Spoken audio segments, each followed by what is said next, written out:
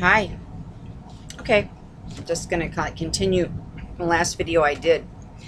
Excuse me. And what Jesus, when I first started this wonderful teaching, incredible. And like I said, it was so surreal. We all knew who was teaching us. We all knew. Okay. Um, just cried. It was so overwhelming, so surreal. And then, how do you tell somebody that? It sounds like a crazy person. I'm being taught by Jesus. Well, Jesus is teaching us. No. Well, yeah, well, Jesus said, I mean, really. I mean, I'm just like you guys, okay? And I thought about it.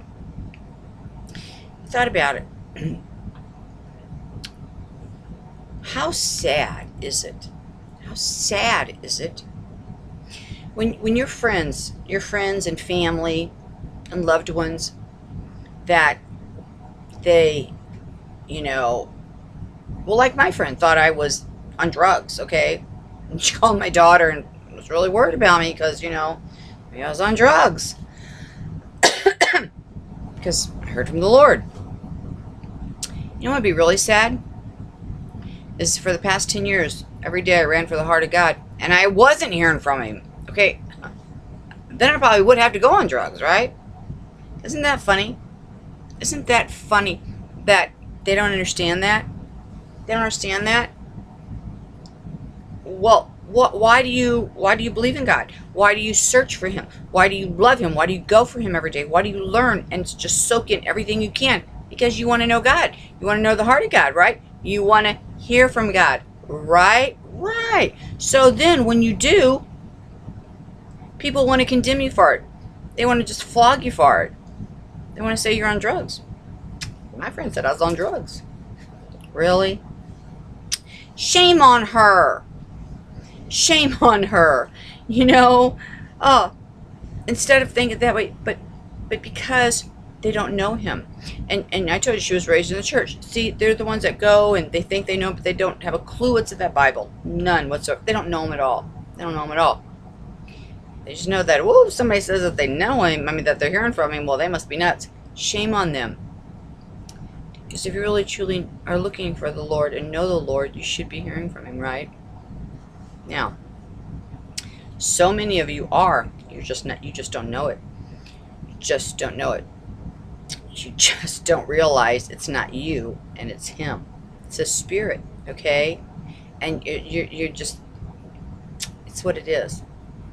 Learn to hear it and trust it. You're just not trusting it, okay? You're just going to trust it because He is. He is. And like I said, you got to get rid of all that noise around you. All that noise. When I say noise, I don't mean screaming, talking, yelling. Well, all that could be noise too, yes, but just noise, and it's everything. Okay? Anything that, because He's in that stillness. But, so, He also had told us, okay, that to continue to watch. Signs are in place. That this is close to the close of the harvest. He said there's nothing more to do. Nothing. So live. So He said, live. Be in fellowship with each other. Be in joy. Be in laughter. Remember I told you to laugh and be in joy. Become contagious in love. That's what He said. Become contagious in love. We knew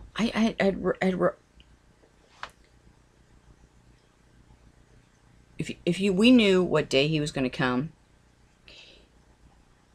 and knew the day or when the harvest was over, the wheat would be winnowed and prepared to make bread. The wine would finally be in blossom to drink. And if we knew all things were ready and in place for the celebration, and the only thing that was required of us was to be willing to partake, how would we spend our time? If we knew that was all done, what will we do? You know? Remember I said, that's why he doesn't allow us to know, because he wants us to continue to go. Because if we knew, we would stop. We would stop. We would stop working. We would stop our daily lives. Everything would stop. So that's why. It's not beneficial for us to know the day of his coming. It's not beneficial for us. There's no pluses in it. Okay? There's no pluses in it. Because how would we spend our time? Really? So we would relax. We just wouldn't do what we're doing now. Always on our toes. We're always on our toes. I think there are a lot have been falling away then.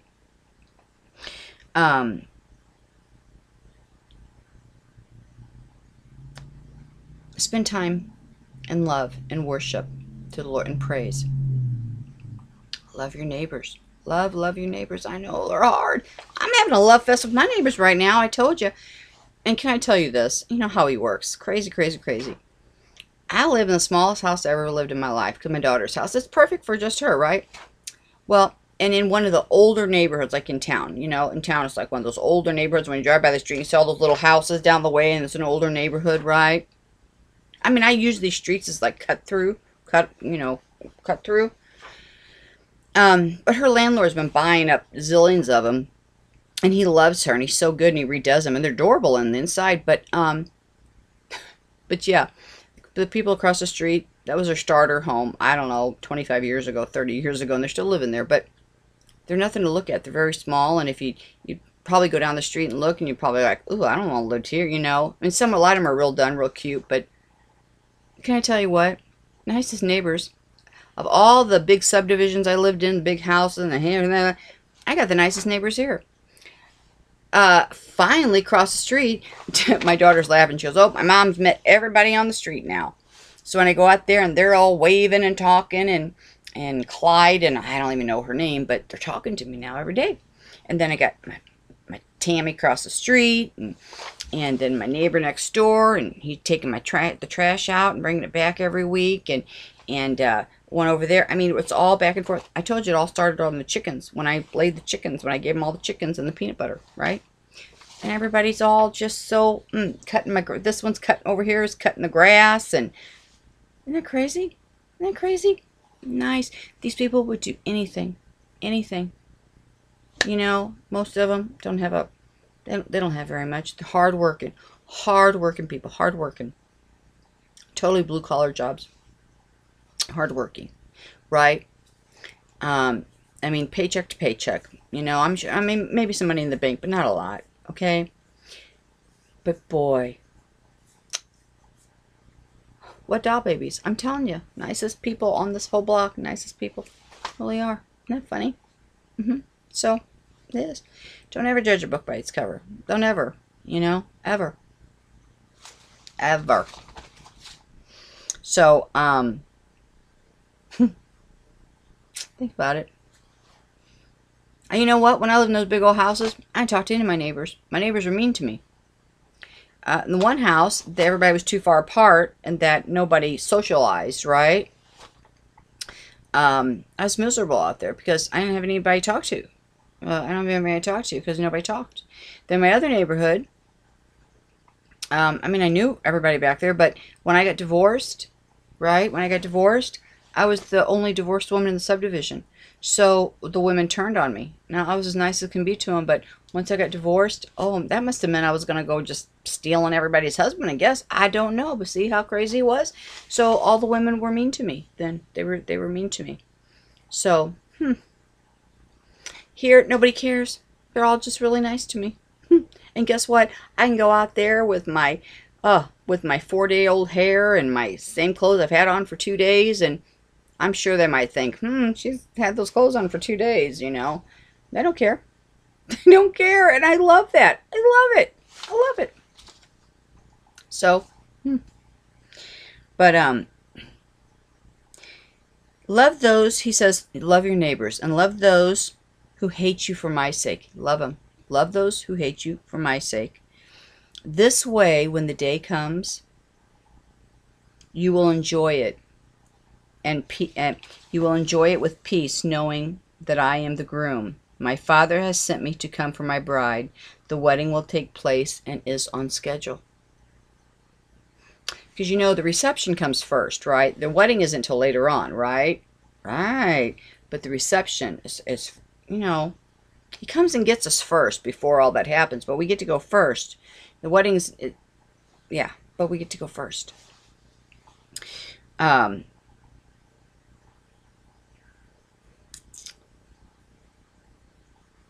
you know, he told us that, he said, my Father has prepared all the festivities, and you are to take nothing for the journey.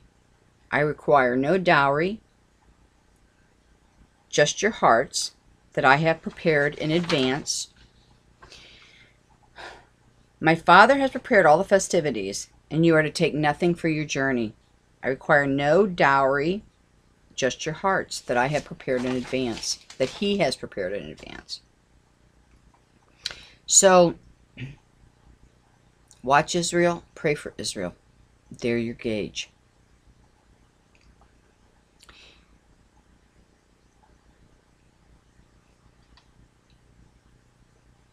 That's where we're at. That's where we're at. So, we just got to do what he says. We just got to do what he says. It's all going to work out. I'm telling you, it's all going to work out. It is. It's all going to work out. The past year, he's taught us of heaven. It's all been heaven. It's all been about heaven. Everything in heaven. Okay? The secrets of heaven. For the past year. Because that's where he wants us to be. That's where he wants us, our thoughts to be. Because that's where we reside. Right? That's where we reside. And that's where he wants our hope. He wants our hope there. He wants our hearts there. He wants us to know the treasures that are waiting for us up there. And ones that we will uncover and keep on uncovering and keep on uncovering. God is so excited. He's so excited for what he has waiting for us. Yeah, I mean, so excited. You know, he's got all these gifts waiting. And he can't wait for us to find them. It's just like us, just like we do when we get our kids something. We're so excited. Half the time we can't hold it until the time because we're so excited, you know. That's what he's doing. You don't understand. Our emotions, I mean, our excitement, our love, our compassion, our mercy, what we are, we get from him. And I don't think people realize that. I truly, truly don't think you realize that. We're made in his image. If what we have, can you imagine how much more he has it? I mean, we are just like a low vibe of him, right? So, yeah, he can understand it, you know, I'm sure.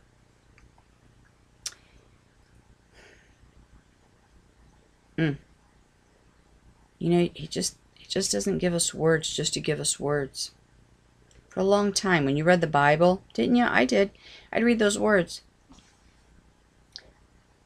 I placed him somewhere. I don't know where I placed him, but I placed him somewhere. I mean, I would read him, and I knew that's what he said, and I knew that, you know, that's what happened, and I knew this was going to happen, and I knew the parables, and I knew what he was saying, and I knew the lesson of it, I knew the meaning of it. But now, I know it. I know, because I know him. You know, I know him. So I know how he said it and how he meant it and what it is. It's just not words. You know, it's like when in the Bible it talks about your heart's desire. That wasn't just something said. It's your true heart's desire. So that means whatever that you have in your heart, you know, that you've desired, your true heart's desires.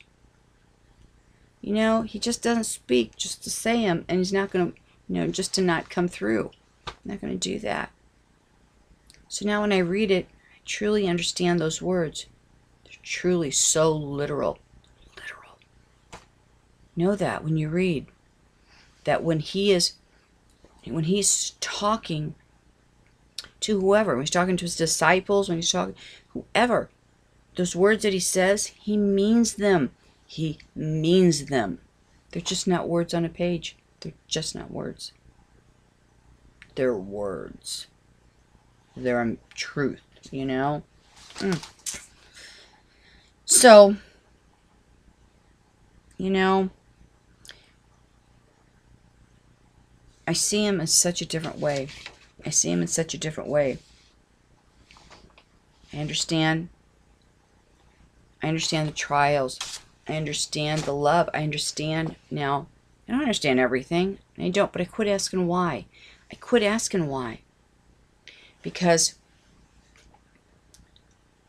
I don't need to know why. I don't need to know why. Yeah, we've all been through a lot. We've been through some heartbreaking stuff. Stuff that we probably thought was going to kill us at one time. I mean, I thought I was going to die many times. We did. I think I was going to live through it. I didn't think I was going to live through it. You know, I'm going back to bed. I throw myself on the bed and just, you know, it's so much easier, right? But guess what? Tomorrow came. It did. Next day came. Next day came. It didn't kill me. It didn't kill you. It didn't kill me. You know, he's got us. He's got us. He's got a plan. I'm sure there will be people when things start. I'm sure collateral damage, basically, is what it is. Well, we know that's going to happen because he told us. And he says, you know, a lot of times in war, good people die in war. I know that. I know that. He said, but you have to know too that my angels are right there with them. And I have them. So don't mourn after them. The good that die, regardless what horrific death that we might think they experience, truly, we might see their death as so painful or so, you know, horrific and whatever. He says, I got them. I got them. I'm with them all. Those that are his.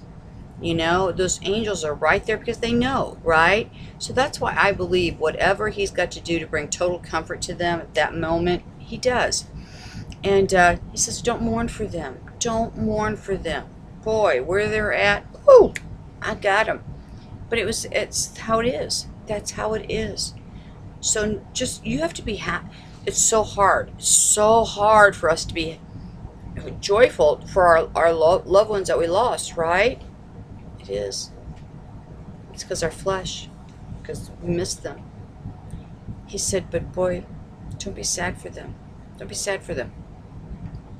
There's no hate or anger or any of that stuff. So, you know, when you think, oh, so-and-so's going to roll over in a grave, because, no, they're not. It's all love. It's all love. Don't be sad. Don't be sad for them. You know, and there's going to be some that are obviously going to be right in the kill zone, okay? The kill shot zone, the zone, I mean, they're going to be right there. You know, hey, he can supernaturally save anybody. Doesn't matter what explodes right there. He wants them standing, they'll be standing, okay?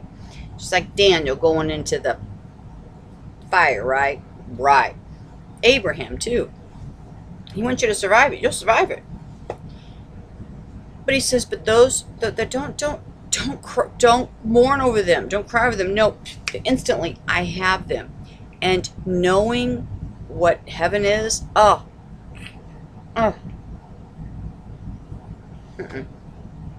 can't be sad. I can't be sad for them. When I see that people pass away now, I can't be sad for them. I cannot be sad for them.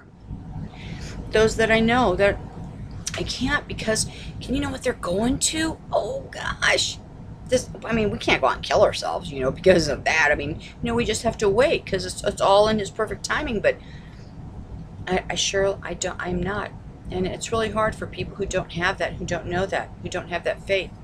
They don't, and many, you know, they turn from the Lord when things like that happen. Now I look, and a lot of elderly are passing away now, right? And I'm like, oh, good for them. Oh, yay. Isn't that terrible? Because I'm so happy for them. Because they're with their where they're at, what they have. I'm so happy for them. I'm so happy for them. Yeah. All those aborted babies, you know, remember, he forgives us. And there's a lot of people who do things in their younger years but if there's women out there, couples have aborted a baby, and I'm sure that you've asked him for, it's what you're forgiven for, right? You give it to him, he'll forgive you. It's the ones who don't reconcile, who don't go to him for forgiveness, who have that open. That's the ones. Those children are going to be there to accuse them, right? But all those aborted babies, all of them, all those children who are killed in the war zones, who are used as human shields, right? All those poor children who starved to death, right? Who die of starvation. He's got them. Never starve again. Never, never, never. They're so happy. He's got everything up there for kids. Kids got everything up there. Oh my gosh, got everything up there. Could you imagine? I'm telling you. So it's a real place. It's wonderful. It's not floaty. He's got everything up there for kids. He loves them kids. He's got everything up there. So, and he's got everything up there for us. You're a snow skier, boy. You got some slopes, boy. You got some slopes to ski on. That'd be great. And never fall, never get hurt. Sail, everything. The kids, kids got everything. He loves the kids. So, I can't be sad for him. I mean, of course we do, but now, knowing what's waiting for them, how lucky are they? How lucky are they? Truly are. So, remember this though. When everything starts, and when he told us, don't talk to any who have died before you, who have passed before you, that are already there, meaning who's dead.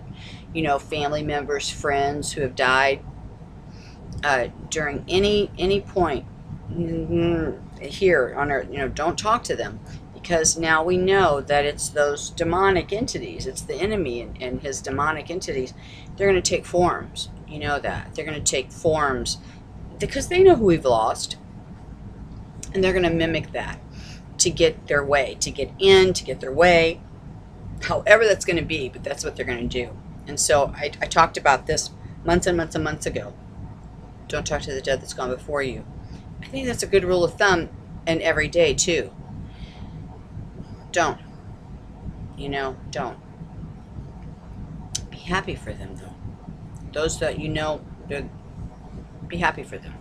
Be happy for them. But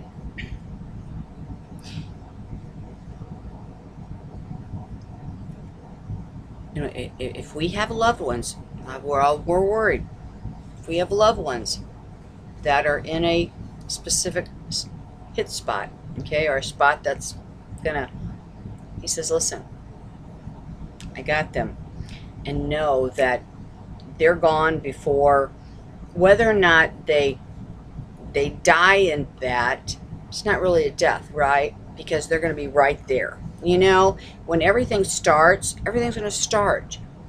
So don't mourn over that. Don't worry if you have somebody on a coastline or on this place and they say this is going to hit, whatever. Because when it starts, it's all going to start. We're all going to be together within just seconds of each other, for just really seconds.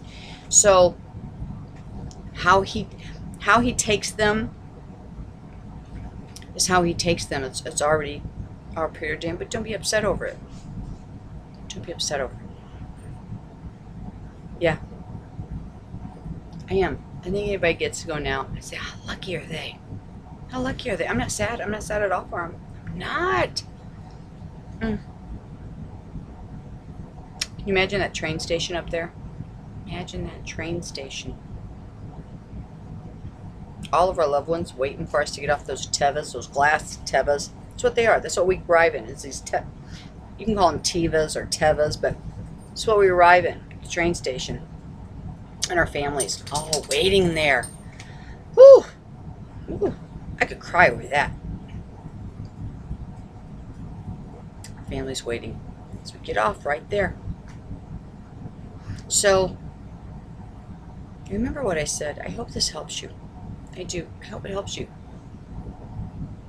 This is why this past year, when he's been teaching us of heaven, it's because that's where he wants you to know that's where you reside. That's where you reside. That's where I reside. That's where we all reside now. We just don't know it. We're not capable of understanding that right now. But that's it, because this is already done. It really, really is. And so he wanted us to look forward, knowing that this bad is coming, and we're going to have to see something. But he wanted us to know what we have there and what's waiting for us. The real version of it. What's really waiting. Not what man has told us and written and taught. This is from the Lord. He's telling us what he really has waiting. What he really has waiting. And all the wonderful artists and talent there. Talent.